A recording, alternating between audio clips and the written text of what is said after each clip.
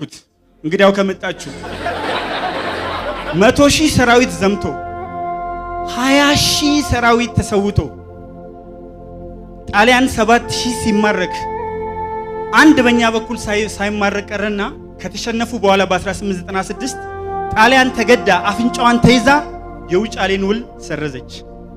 በ1896 በዛው ዓመት አፍንጫዋን ተይዛ የአዲስ አበባን ስምምነት ፈረመች። በዛው ዓመት በ1896 በአውሮፓ አቆጣጠር ማወራው የኢትዮጵያ ታሪክ በዛ ስለተጻፈ ተንደርድራ መታ ኤምባሲዋን ከፈተች።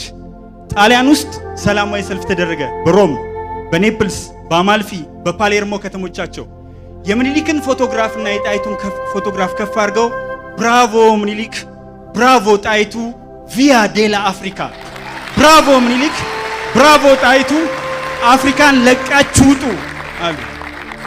ታዲያ ጎበዝ ጣሊያን ያከበራቸው ምኒልክና ጣሊያን ያከበራቸውን ጣይቱን እኔ አንድ ጭንጋፍ እንዴት አድርጌ ዝቅ ላደርጋቸው ይችላል?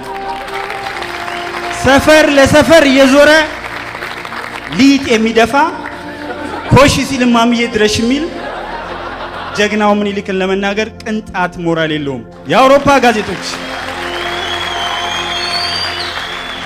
በፊት ለፊት ገጾቻቸው 50 ጋዜጦችና የተለያዩ ጆርናሎች መጽሐፍትም ጭምር ከዛ ምን አሉ መሰላችሁ?